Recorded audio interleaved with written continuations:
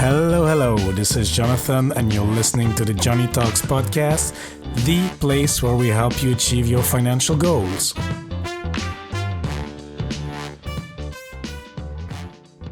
Hola, amigos. Hope you're having a great day wherever you are. And if you're a new listener to the show, special warm welcome to you. I really appreciate you tuning into the show. And if you're a returning listener, welcome back. I appreciate it even more. Before we get started with the episode today, I have a little announcement to share. So this is episode 100. Yes, 100 episodes so far. And the announcement is that I'm taking a little break from the podcast, but I'll tell you more at the end of the show. So stick to the end. And now let me introduce today's guest. We are speaking to my friend Paris Grant from the Millennial to Millionaire podcast. Paris is a 26-year-old millennial on an ambitious mission to become a millionaire before age 30. But let me reassure you, he did not start yesterday, but 5 years ago. We will discuss his personal finance adventures so far, how and why he wants to become a millionaire, and then we will move on to the financial issues millennials face today and how these issues can be overcome. This episode is for you if you want to achieve your big financial goals and live the lifestyle you want. So without further ado, let's hear the interview. Hello, Paris. How are you doing today? I'm doing fantastic. Feeling fired up. Okay, that's awesome. So Paris, I'm excited to have you because today we're going to speak about millennials, about money management for millennials, because you run a podcast and a YouTube actually from Millennial to Millionaires. Can you tell us a little bit about what you do and what the show is about? Okay, totally. So my name is Paris. I work in the financial service industry. I work at a bank, and like you said, I host the Millennial to Millionaire podcast. It's a podcast that I started because I myself am a millennial aiming to become a millionaire. And in the podcast, which now does have a YouTube, I try to help millennials manage their finances and introduce them more to just increase their financial literacy and just really kind of help them navigate everything. I'm finishing up my bachelor's degree in finance at FIU, Florida International University. And No, very cool, Paris. And no, it's excellent that you do the podcast while you're actually studying it. So, no, very cool. And then as well, I saw you do it. You have done it for, almost 4 or 5 years now with almost 200 episodes? So the first episode came out in January 1st, 2017. I've had a couple different points of a hiatus where there might be 2 or 3 months where I wasn't recording, but overall the podcast has been going strong for about 5 years now. And I think we're just nearing our 200th episode. Yeah, well, that's quite impressive. Here we are nearing the 100th episode. So that's, I know how much work that goes into it. So congratulations. And now let's move on to the topic of today. So millennials and money. So why did you, in the first place, start this podcast? So when I turned 21, I was reading the book Think and Grow Rich, and it really inspired something within me that I wanted to become a millionaire, right? And there's a whole story that went into that. But as I made this decision, I started reading up on books. I was listening to podcasts. I was doing all that I could to really immerse myself in it so I could learn all that there was about building wealth and finance. And as I was doing this, I had a lot of friends who would ask me questions like, oh, what is a 401k? Or, oh, how much should I save? Or what's this or what's that? They had all these different questions that they were asking me. And I was really happy to answer them and everything. But it got to a point where I was hearing a lot of the same questions from different people. And it made me realize that if my friends and my peers who are all millennials are asking these questions, there must be other millennials out there who are not necessarily friends with me who might have the same who might have the same questions. So I was listening to a podcast and in the podcast, he said something about if you're really passionate about something, you should start a podcast about it. So then I went in and I figured, okay, I'll just, as I'm on my journey to a million, I'm just going to share all the different things that I'm learning about so I can help other people reach their own financial goals. Yeah, fantastic. And why did your friends 5 years ago come to you? I mean, were you always talking about money yourself or very busy with it? I mean, So when I first started, finance has not always been my passion. I'm 26 now, so this was 5 years ago when I turned 21. And when I started doing it, it really became, like I said, something that I was just really immersed in. So I always kind of was talking about it. If you ever saw me, I was probably reading a book about it, listening to a podcast about it. They knew my goals. And as I would like share with them, hey, like, I just increased my savings rate by 5%. They were like, I don't even know what a savings rate is. So so it kind of just came naturally as just me really being involved in it. Yeah, sure. And then, of course, you want to become a millionaire. A millionaire sounds, like rich, like having a lot of things, a big house, a big car, I don't know, an easy or good life. But what does that mean to become a millionaire to you? So, yeah, I think a lot of people really, when they hear the word millionaire, they think about things that are just like super extravagant. And I'm born and raised in Miami, where things are like that, very extravagant and everything. But to me, it just represents freedom. Mm. It represents freedom and achievement. I think that in the process of getting to the millionaire status, there's just a lot of habits that you're going to pick up, and a lot of things that you're going to learn that will just help you really grow. And then also like having it, I just feel like it just frees up your time. It makes it so you're not beholden to like making money. You don't have to do things you don't want to do. So I've always associated it more with like freedom and achievement than the actual material possessions. Yeah, okay, no, very good. And then, because when you were 21, were you then studying as well or doing something else? You were working in a job, just to get a bit of background? Yeah, so I was actually a server. I didn't actually start going to school for finance until after I made this decision. So at the time that I started, I was working as a server in restaurants. And, I was just like going, saving my money, doing this and that. Hmm. And the podcast came. And then as I was doing it, I just realized how passionate I was about it. So I was like, this would be something I would want to go to school for. Because I had started school, but I didn't really finish because I wasn't really passionate about anything. Hmm. But the passion came, and then school came afterwards, actually. Okay, that's an interesting turn of events, let's say. Yeah. And then so you speak mostly through your podcast to millennials, and your friends or your acquaintances ask you questions. So would you say, at least in your entourage, are the main difficulties that millennials face when it comes to money? So I think that the first one that comes to mind is definitely just financial literacy. A lot of people just don't really know like the terms. They don't really know like how money works. It's not something that's taught in schools. So the only real example that they have is like their parents. Hmm. So if their family isn't someone who talks openly about finances, about like how money really works, they just don't really understand the systems behind it, like whether that be financial products, what it really means to save. They just look at debt as just like a thing that's there. I also do think that debt is a really big one. A lot of people, because of the lack of financial literacy, will be in debt and not really know how to dig themselves out of it.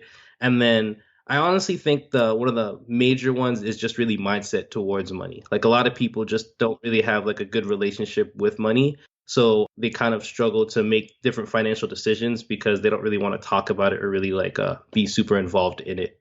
Yeah. And then going back to the financial literacy, I understand that not everyone has been taught about money.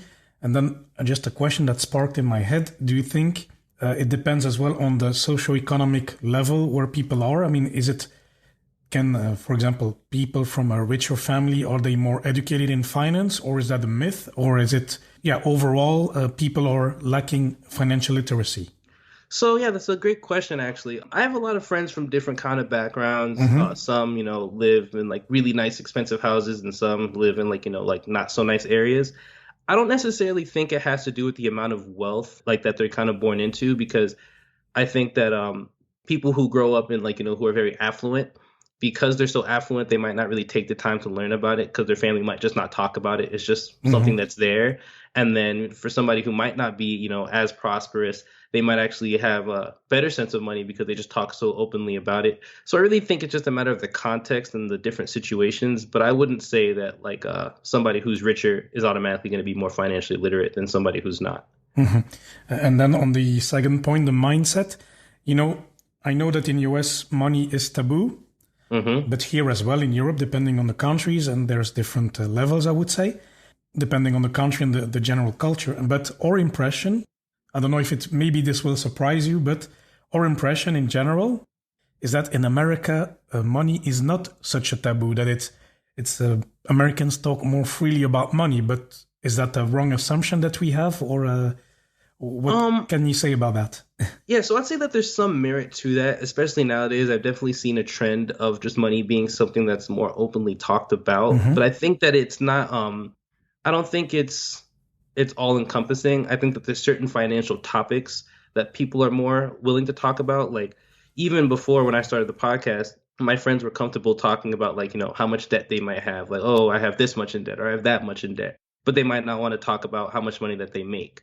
Or, they might speak about, okay, I make this much, but they don't want to talk about all the other nuts and bolts of their finances. So I think that, there's kind of a tendency to pick and choose the different things, but I have seen overall as a subject that a lot more people are talking about finances, especially as like all these different financial companies come out with different things because we're very tech savvy. So there's all these different apps and all these different things are popping up that kind of are encouraging the conversation more. But I'd definitely say that there's still a little bit of a ways to go. Yeah, sure. And then, of course, millennials, when I think about millennials, okay, there's a few things. I'm a bit older than you. I always joke about it with some younger friends of mine. But it's like we don't really have this avocado toast in Europe, but this kind of jokes on avocado toast or the coffees or the lattes, this kind of small expenditures. We think as well, and I think that's more global, but that it's difficult to purchase a house. Are there other such like specific issues that you see for millennials? Yeah, for one, on the whole topic of like avocado toast and lattes and everything, it's definitely something I've heard a lot about. But there've actually been a lot of research has gone into showing that like millennials, it's not so much like those smaller ticket items that they struggle with. It is things like buying their first house or like paying for their education or even getting a car for some people. It's just like there's different. I think the day-to-day life of a millennial when it comes to their finances might be not as. I think it's a little over-exaggerated in some parts, but I do think it's like the more big picture sort of things that we're just not able to do or that they have difficulty doing just because of, all these other factors that kind of go into it. Sure. And then coming a bit to you, Paris. So you have been interested in learning more about money. You read the book, Think and Grow Rich, but then you took steps to improve your financial situation. So what concrete steps did you take in your financial decisions to improve your situation and work towards your 1 million? So, I mean, the first thing is definitely just really starting to keep track of everything. What gets measured gets managed is what I always like to say. Yeah. So I really had to go take stock of, okay, like what debt do I have? How much do I really make on a per year, per week, per month basis? Like how much do I spend in 1 week? Where's my money really going? I really had to kind of map out the actual picture of where I was at because before I started, I didn't know what like my net worth was. I couldn't say how much I spent. Money came, it went. Sometimes I had a little bit left over. I didn't really have a clear picture. So really nailing it down and saying, okay, this is where I'm at right now was the very first step. Afterwards, it was setting clear, concrete financial goals. So like the first goal might be, okay, I'm going to save 1,000. That's going to be my emergency fund. And then after that, I'm going to start looking into, how I'm going to start investing. So setting concrete goals that will kind of propel you forward. I definitely recommend setting goals that make you kind of scare you a little bit so that you have to stretch yourself to reach those goals. So yeah, tracking everything, setting goals, and then at that point, it was really just being consistent. I didn't really have anyone to hold me accountable to it. So I would just journal and be, okay, like if I wrote in my journal a week ago, I'm going to save this much when I get paid. Then when I'm reading it now, I'm going to save that much. And then always constantly trying to learn more about it so that when I was ready for that next step, when I went from saving to investing, I wasn't just throwing money away. I was like, okay, this is a next logical step. And that only came from continuously learning. And doing these things over a course of time, it was very slow going at first, especially when, you're not making a whole bunch or if you're starting from negative or even zero. So it was just being consistent in doing that. And as time went on, as my financial literacy increased, the goals got bigger and larger, and also so did my account balances. So it all worked out, and we're still on the way. Okay, that sounds good. But then one question, because I know in the US studying costs a lot.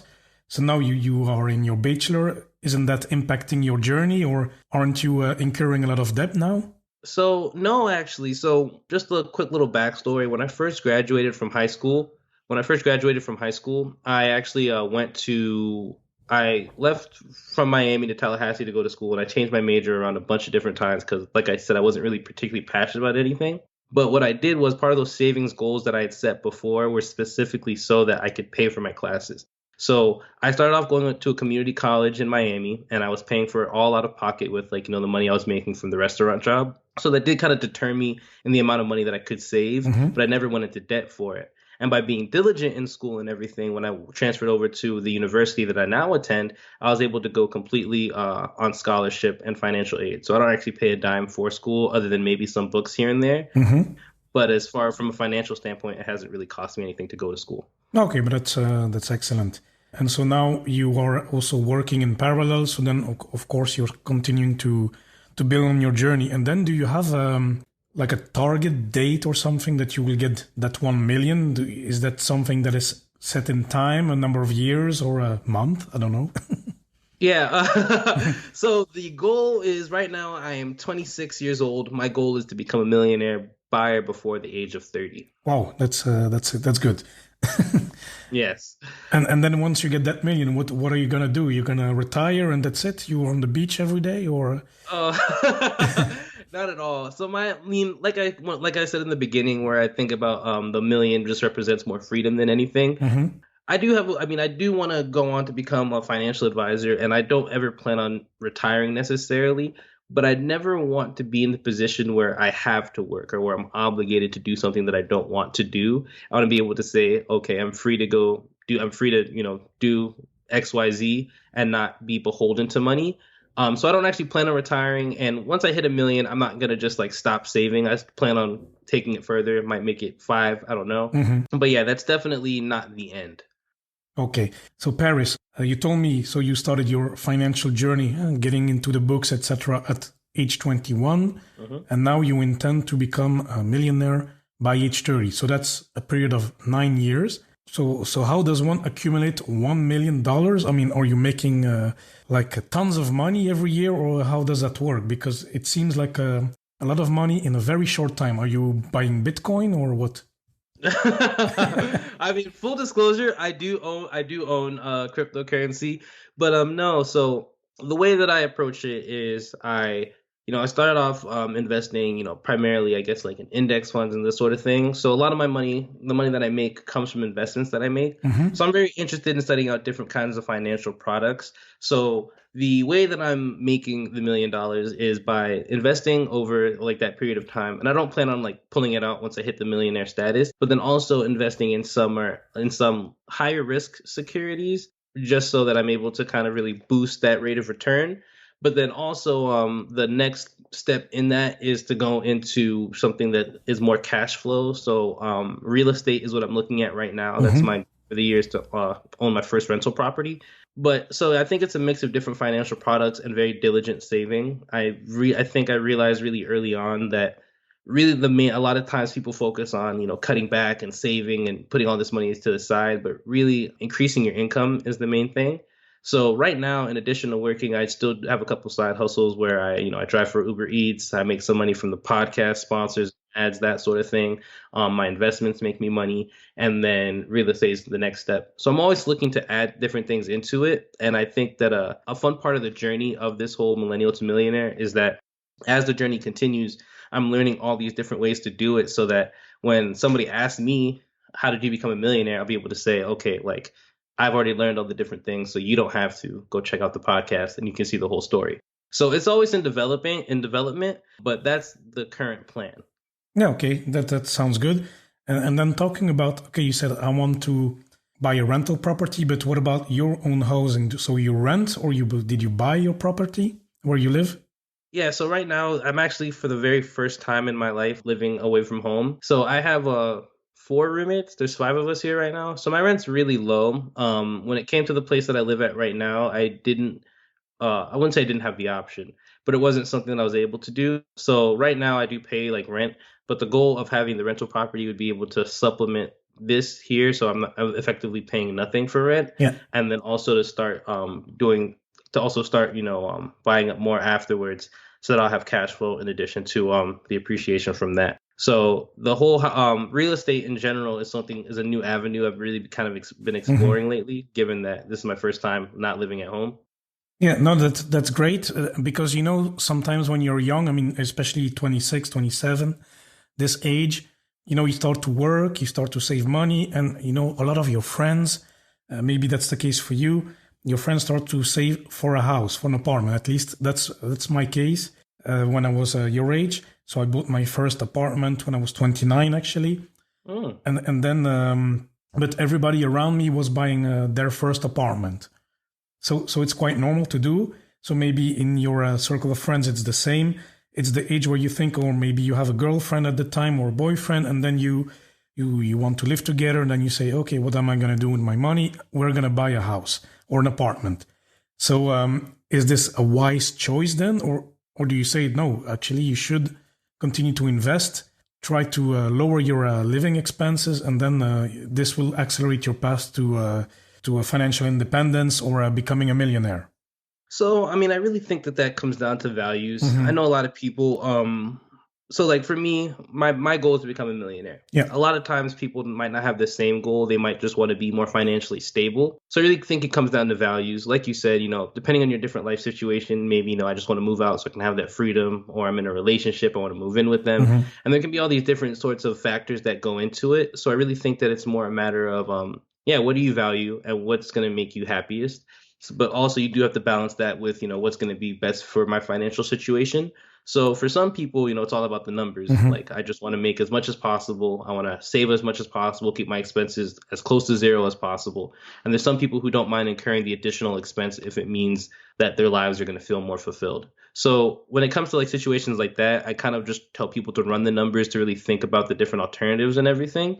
And whatever conclusion they come to should be the one that's going to make them feel the best about it. Yeah, no, it's not always easy because, I understand that, when I was 29, so it's 12 years ago, it's 12 years ago, I didn't have this wish to be, I wanted to become a millionaire, but I didn't know how, because I didn't really start to read all those books and all the podcasts and financial literacy. I didn't have all that, actually. I was savvy with my money, but I didn't think, oh yeah, if I buy a house, I will not be able to become a millionaire fast enough, etc. So it's quite complex. So that's good that you are having this podcast to help millennials think about it in a different ways and putting all in practice, and so that they can learn from you. So no, I think it would have been helpful to me too, but I think I'm on my way as well. So so that's good. And then one question, Paris. So your podcast, you're nearing episode 200. You started the YouTube. So what's in store for you with your let's say social media channels, your content management?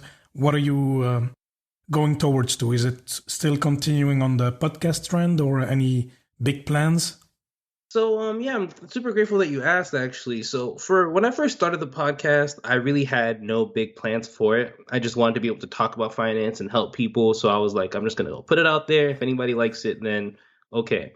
And as time has gone on, it's been something that, it's taken up more and more time. I've been devoting a lot more time to it lately than I ever used to. And I was actually speaking to someone, and he was telling me, he was like, only 30% of people only really listen to podcasts. And of those 30%, they're not all listening to financial podcasts, which is why I made the move to YouTube. So with that, I want to be able to build up an audience on YouTube. And then after that, I'm actually starting, well, not after that, I'm currently actually starting a Facebook group so that I can have different millennials and different people in their financial situations really come together and kind of, encourage one another with different ideas and different kind of paths and everything that they're taking, because there is more than one way to become a millionaire. But ultimately, the thing that I'm really looking to go do is to start actually doing like financial workshops, like having people come in and really talk through their finances and really seeing what we can be doing better.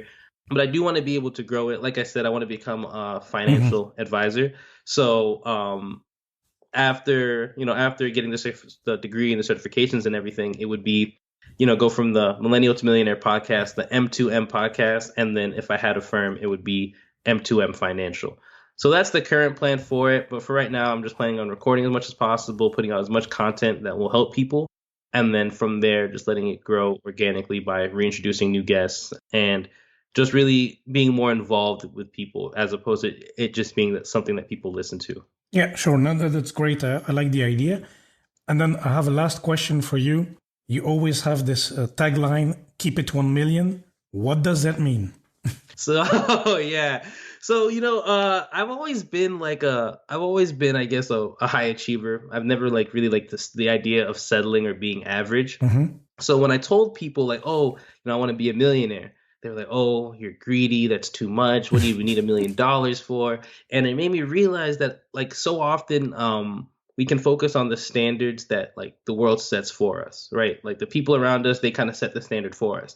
So by that standard, keeping it 100 is like, if you're at 100, you're good. But I was like, no, I don't. And it's a pretty popular phrase, keep it 100. So then I was like, you know what? No, I'm not going to go with the whole conventional idea of what success is. Mm-hmm. So I said, you know what? I'm going to say, we don't keep it 100, we keep it 1 million, which means that we're just going to take it as high as we could possibly go. We're going to blow out any sort of normal standard, because not a lot of millennials are aiming to become millionaires. It's something that feels like a dream, but it's not it's not impossible. And it's also something that I think it just goes down to the environment that a lot of people are in, where they just feel like, oh, $1 million, that's impossible. Yeah. But yeah, we keep it 1 million means that we're going to go shoot for everything. We're not going to settle. Okay, no, very cool. And it all makes sense with your drive and your enthusiasm. I try.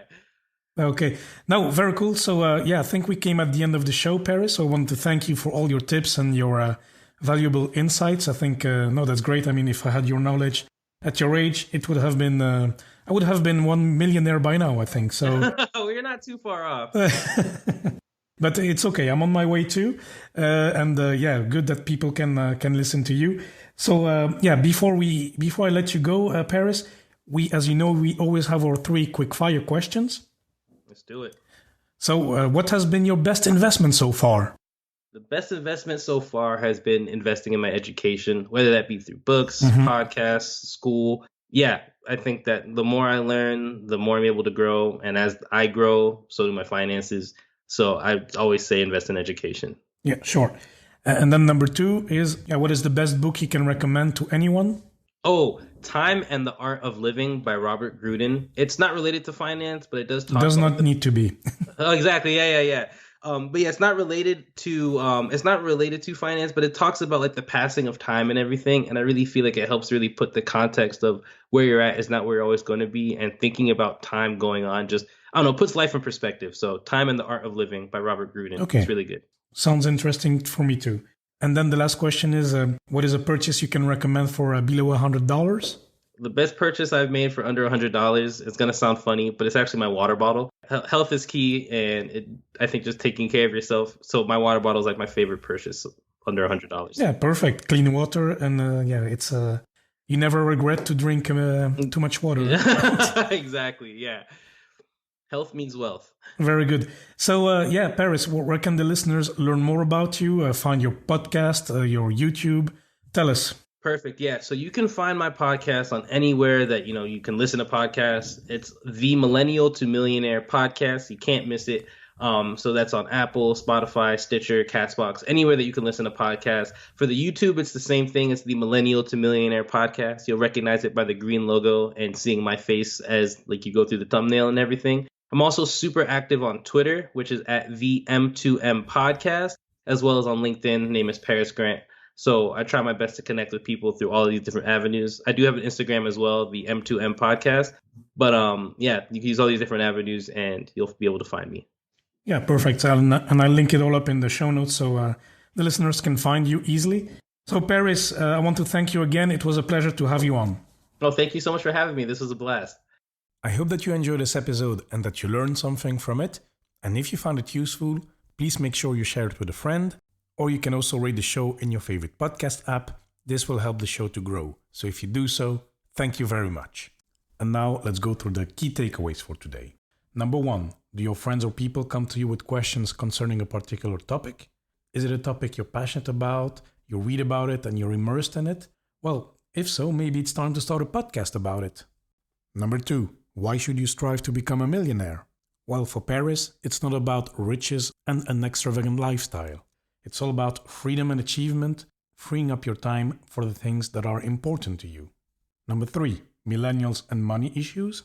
Financial literacy remains an issue. If not taught at home, it remains difficult, and this may not necessarily be linked to your socioeconomic status.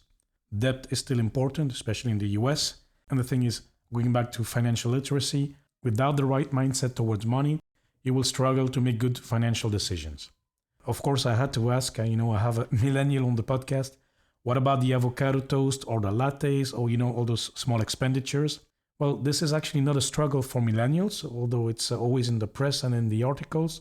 But big ticket items are, like education, a car maybe, and the first property. These are the important topics for millennials. Number 4, what are the steps to improve your financial situation? Keep track of your spending. What gets measured gets managed.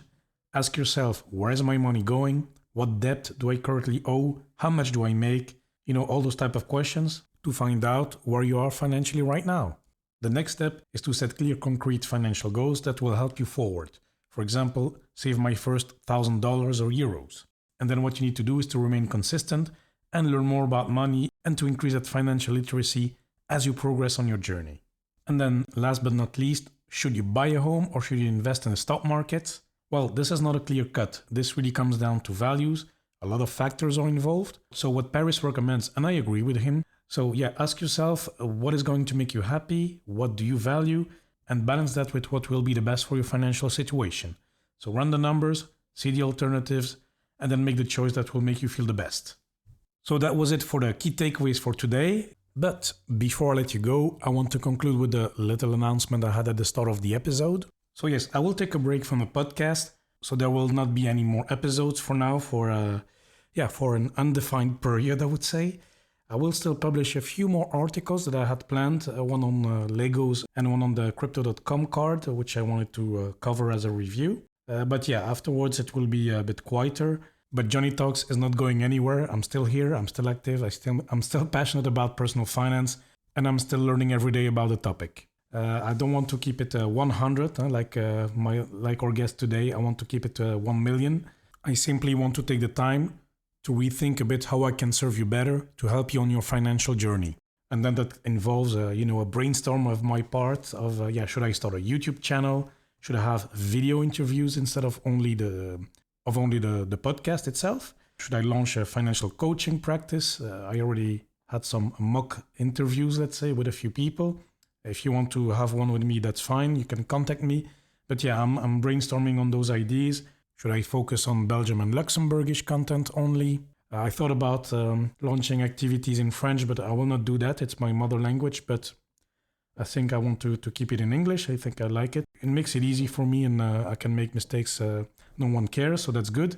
Anyway, I want to take some time off to brainstorm on a few ideas. But of course, if you have feedback or suggestions, you're welcome. You know where to find me. I will still be active on Twitter and Instagram.